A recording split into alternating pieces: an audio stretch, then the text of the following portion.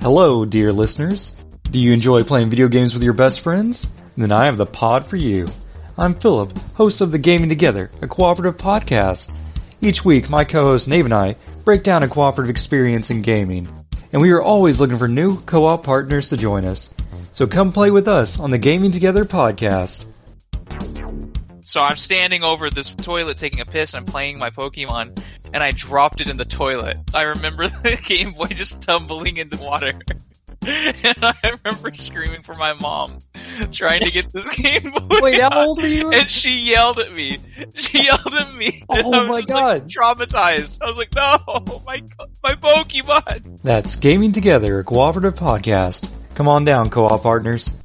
Hello, everyone, and welcome to the ItJustWorksPodcast. I'm your host, Ryan, and today we're going to be talking about the Bethesda acquisition from Microsoft. Very, very big news. I am super thrilled to talk about it, as you will hear in a few moments. But anyways, I just want to say thank you so much for listening to the show. I greatly appreciate all of your support. It absolutely means the world to me, and I know you hear it every week, but I'm not going to stop saying it because it truly just warms my heart and puts a smile on my face that anyone gives the show a chance. So thank you so much. Be sure to check out my Instagram at ItJustWorksPodcast if you want to join in on the conversation, or if you have some feedback or ideas for future episodes. Anyways, let's just get into it. Cue that intro.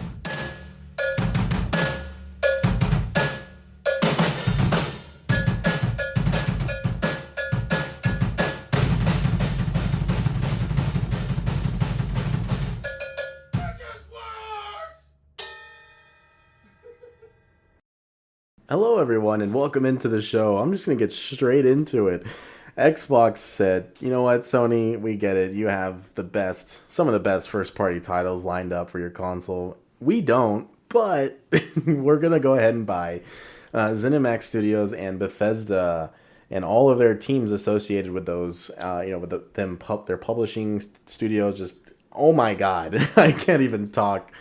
I found this news out earlier, and I just about lost my mind. I don't even know where to begin. This is insane news, guys. I mean, this is way bigger than any of us could have expected. Wow. So I'll just get it straight into it. This is from a blog post from Phil Spencer, head of Xbox. Phil, you're the man, because this is crazy, but welcoming the talented teams and beloved game franchises of Bethesda to Xbox. Critically acclaimed creators of the Elder Scrolls, Fallout, Wolfenstein, Doom, Dishonored, Quake, and their upcoming title Starfield, and more join Xbox. So I'm going to go ahead and read this press release and kind of give you my thoughts. Another theory I have on maybe Microsoft's endgame here with their services and what they're providing for people. So yeah, let me just get into this press release for you, and then we'll move on. So today is a special day as we welcome some of the most accomplished studios in the games industry to Xbox. We are thrilled to announce Microsoft has entered into an agreement to acquire ZeniMax Media, parent company of Bethesda Softworks. As one of the largest, most critically acclaimed privately held game developers and publishers in the world, Bethesda is an incredibly talented group of 2,300 people worldwide who make up some of the most accomplished creative studios in our industry across Bethesda Softworks, Bethesda Game Studios, id Software, ZeniMax Online Studios, Arcane Studios, Machine Games, Tango Gameworks, Alpha Dog, and Roundhouse Studios. These are the teams responsible for the franchises like Elder Scrolls, Fallout, Wolfenstein, Doom, Dishonored, Prey, Quake, Starfield, and many more, like Ghostwire Tokyo and Deathloop. Anyways, Bethesda's games have always had a special place on Xbox and in our hearts of millions of gamers around the world. Our teams have a close and storied history together, from the amazing first Doom and its id Tech engine innovating games on PCs, to Bethesda bringing the first console game to the original Xbox, the groundbreaking Elder Scrolls 3 Morrowind, which, yes, was their first console game, and no one expected it to work or for anyone who owns a console to be interested in it, and now look where we're at. Over the years, I've had many deep conversations with the creative leaders at Bethesda on the future of gaming, and we've long shared similar visions for the opportunities for creators and their games to reach more players in more ways. Just as they took the bold steps to bring the Elder Scrolls franchise to the original Xbox, Bethesda were early supporters of Xbox Game Pass, bringing their games to a new audience to new audiences across devices and have been actively investing in new gaming technology like cloud streaming of games. We will be adding Bethesda's iconic franchises to Xbox Game Pass for console and PC. Massive news right there, guys. Massive news, ladies and gentlemen. I mean, the value of Xbox Game Pass has just skyrocketed. I mean, it was already a good value, but this deal just adds so much to it. Like us, Bethesda are passionate believers in building a diverse array of creative experiences and exploring new game franchises and in telling stories in bold ways. All of their great work will, of course, continue and grow, and we look forward to empowering them with resources and support of Microsoft to scale their creative visions to more players in new ways for you. All of our work and the foundation of our relationship with you starts with a commitment to deliver a breath of fresh, amazing new games to discover and play on Xbox. Over the last few weeks, we've been excited to share more details on important elements of a plan we've been building towards for years. A plan that is the fulfillment of a promise to you, the Xbox player, to deliver the most performant, immersive, and compatible next-generation gaming experiences and the freedom to play blockbuster games with your friends anytime, anywhere. Today is a landmark step in our journey together, and I'm incredibly energized by what this step means for Xbox. Please join me in welcoming all of our friends on Bethesda to Team Xbox. And that is from Phil Spencer, head of Xbox. Wow, guys, this news, I read this news at, I think, about 8 a.m. this morning. I'm recording this Monday at 2:36 p.m. Pacific Standard Time. My God, I lost my shit. I did not, I didn't even know what to think. I still don't.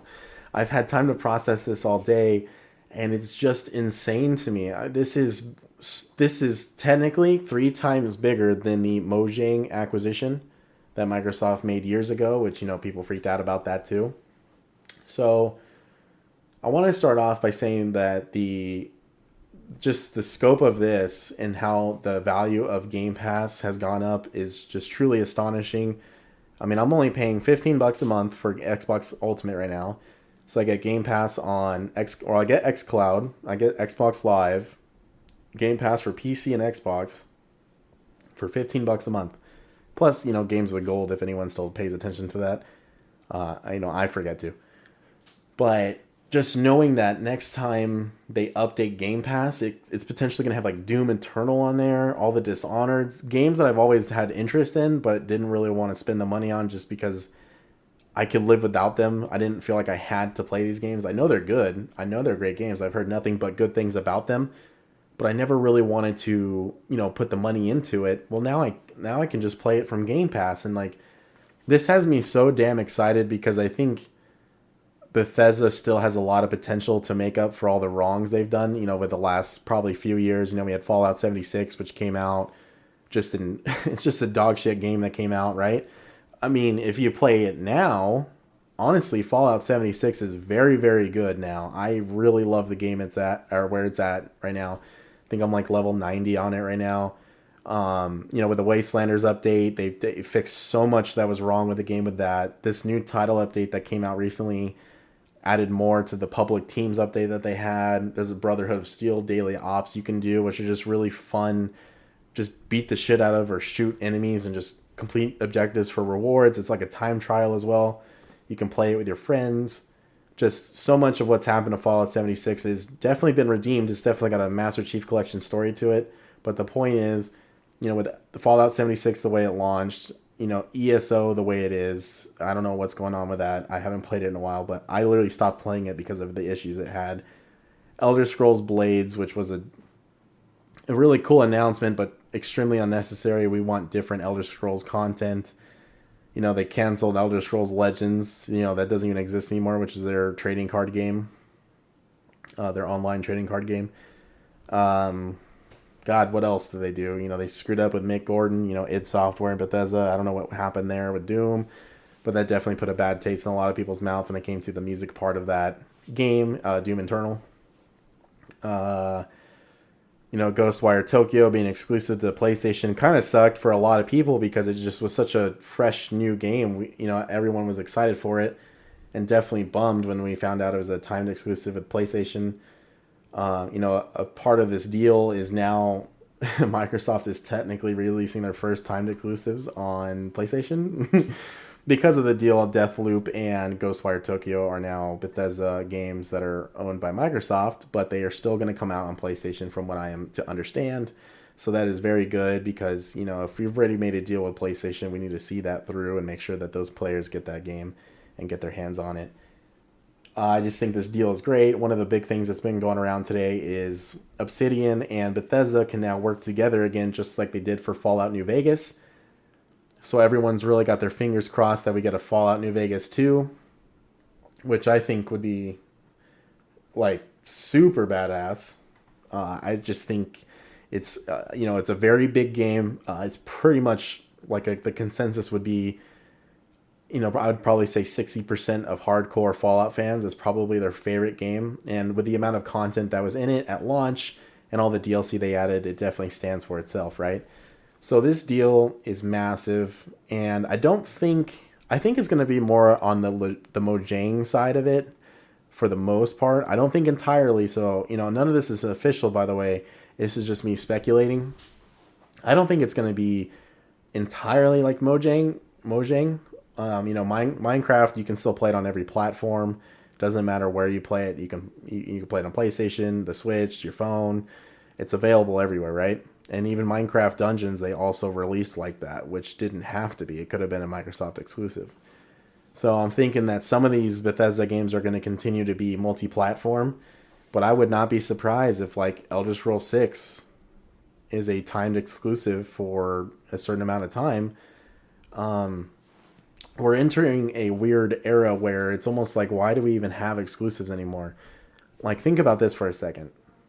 The new God of War is amazing, right? God of War 4, I think they just call it God of War. It was like a soft reboot of the franchise, but still continuing the original story. Where you play over the shoulder, or you have this, you play the son too. That game is phenomenal. It did great in sales. The reviews were, through the roof, 10 out of 10, right? Imagine that game on Xbox or PC. The sales of that game are going to pretty much double, right? So I think, I think Microsoft is maybe trying to enter an era where they truly believe it does not matter what platform you are on. They just want you playing their games, And, they're so focused on Game Pass, xCloud, and the Xbox Live service as a whole. I wouldn't be surprised, and this was, it was confirmed, I guess, a while ago, but we never even got I don't think we got a press release or anything officially talked about. But Game Pass is supposed to go to Nintendo. I don't know what happened there. Xbox Live is supposed to go to Nintendo Switch. I don't know what's going on there. But I think Xbox knows that that's the end game, right? As we move farther in technology, it's all about cloud-based saves, cloud-based data, streaming, gaming, everything, right? So imagine you load up your PlayStation 5 or 6, however long down the line it is, and then you literally press a button on your dashboard and it's the Xbox logo. Maybe you see Game Pass, and maybe they just integrate the Xbox Live service with PlayStation and Nintendo. I'm just saying there's a future here where Game Pass is the end-all be-all for Xbox and their service and xCloud, and that's where they go. I still think we're going to keep getting consoles. I really do think that they might try to get out of it, but I think that's the new path they're going to take, and I'm really excited to see what comes from this acquisition. I think it's such a big deal. I think no matter what, everyone should be thrilled about it because, one, I'm pretty sure Sony players are still going to get Elder Scrolls 6, Starfield, Fallout 5, any major release. I got to imagine it won't be exclusive to the consoles, or that is just it's not consumer friendly at all if they do that. And I just think it's a terrible idea. Timed exclusive, I get it. Personally, what I would like to see is exclusive DLC, and not on not like the way they're doing with Marvel's Avengers with Spider-Man, where it's only on that console. I mean, something simple like, I get Elder Scrolls Skyrim, the next gen version, because I feel like we're going to get an update for that to be built for the consoles, which would be dope. But let's say Elder Scrolls 6 comes out, and if you pre-order it, you get a Master Chief looking outfit and weapons, just like Fable did with their deluxe edition, right?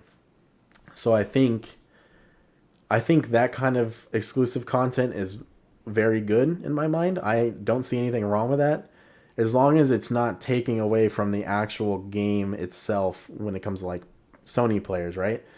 Like, I truly believe, like with Marvel's Avengers, I am getting less of a game because an entire character in a class-based game will not be available because of the platform I am choosing to play it on. Like, that just doesn't seem right to me. So as long as Microsoft handles this well, and as my friend Alex, shout out to Alex, he said, just let these teams take all the time they need to develop the games. Hopefully they don't rush them. I think that's very important. It's such a huge deal right now. Just let them build the game they got to build. We just delayed Halo Infinite because it's probably getting rushed maybe, or the development's just, having some trouble. Well, we need to give them more time. So with Elder Scrolls 6 and Starfield especially, give them all the time they need. Excuse me. So this is a massive announcement to literally make a quick episode on. I really hope you guys are excited for this because I think this is such a huge deal. If you don't have Game Pass, please consider getting it, because from now on, Bethesda games day in and day out are going to launch on Game Pass now. So you don't even have to buy Bethesda games anymore. You can just have Game Pass and download them a day before they come out and then play them the next day. Like, that is insane to me. I cannot stress that enough. It's insane. So yeah, congrats to everybody at Bethesda and all their partner studio, their studios, all their teams, the publishing team, ZeniMax Media. This is massive. This deal, by the way, cost $7.5 billion. So it's kind of a huge chunk of change, right? So yeah, I just wanted to do this quick episode, and I just think this is really big news. I think this is going to be very healthy for the industry. Once again, I just think there's nothing better than competition, and I am pretty sure Sony's out there with they already probably knew about this and had a plan, or they might be buying a studio. One of the rumors going around today is that maybe PlayStation will buy Konami, which is like your Castlevania, sorry, and Silent Hill. Games like those are very huge franchises that have their massive dedicated fan base. They could pick those up. They can pick up that company and start, focusing on those games. PT was a demo that came out a long time ago for Silent Hill, and people are always pissed that it never came out. So maybe they can finish that game.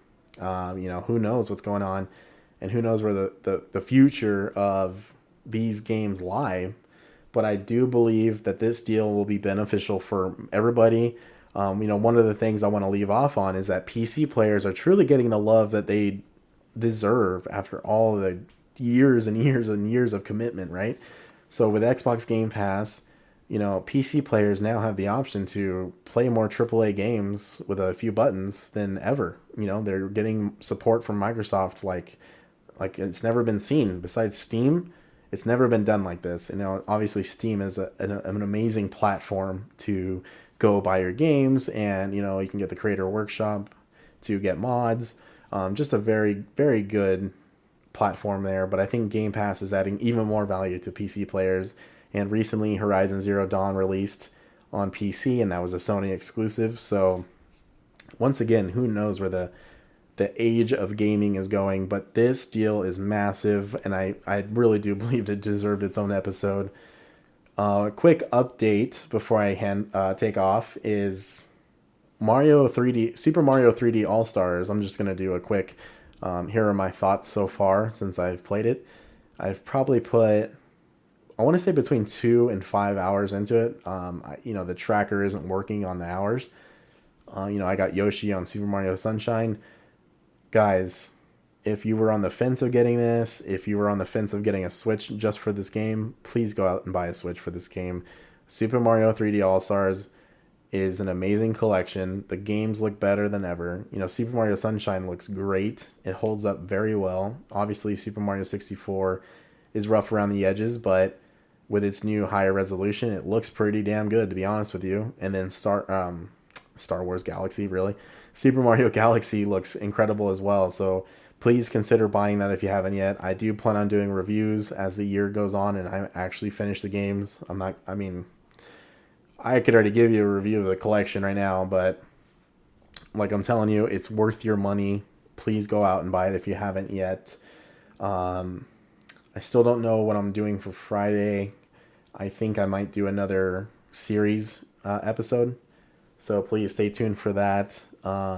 Just a lot of cool ideas going down the pipeline right now for movies to review with friends and my brother, Eric, the casual gamer. I just think there's a lot going on that you guys are going to be really excited to listen to. So thank you again for listening to the show.